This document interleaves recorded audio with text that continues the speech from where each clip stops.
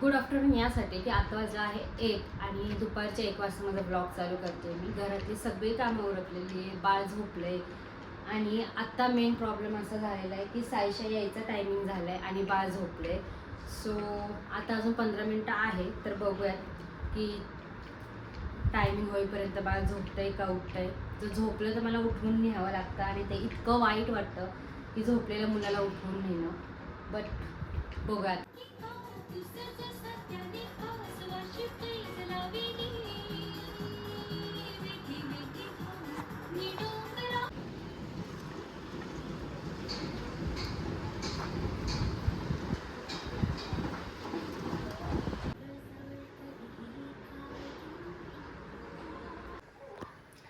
Hello, तर आत्ता वाजले आहे संध्याकाळचे 5:30 आणि माझं बाळ उठायचा टायमिंग झालेला आहे. तो झोपला होता आय गेस 4 वाजता आणि मी आता ह्याचं एका साईडला खायचं ठेवलं आहे, तुम्ही बघू शकता.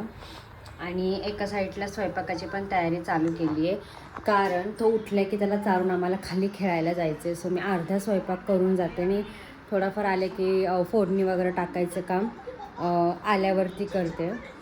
पण मला एक गोष्ट आज इतकं मन करत नाही आहे, बिकॉज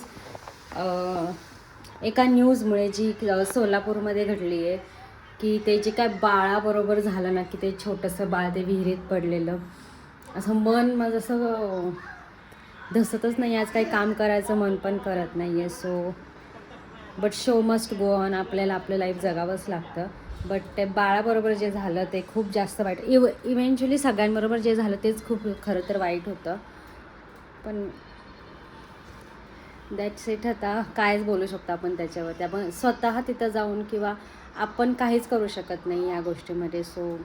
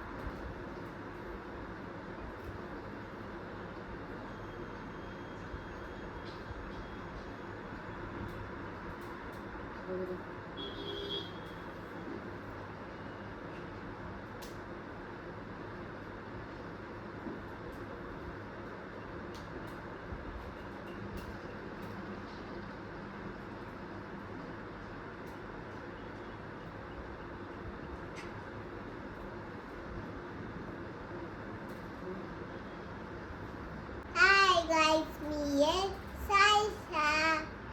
आज माझ्या आईने नवीन नवीन हेअरस्टाईल केली आहे आणि माझ्या चॅनलला सबस्क्राईब करा आणि व्हिडिओला लाईक करा. चॅनलला सबस्क्राईब करा. नवीन दिवस आणि आम्ही रेडी झालोय आणि आम्हाला गार्डनला जायचं, बट बेबी नाही उठला. काय खाते बाई तू? भाजी चपाती?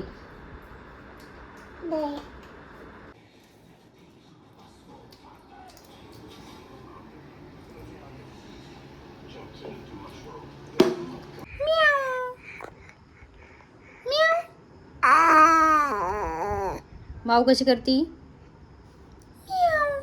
कशी करते? अगं हे नाक बघा कसा करतोय, हा कॉल बघा कसं. बरं नाही नको करूस.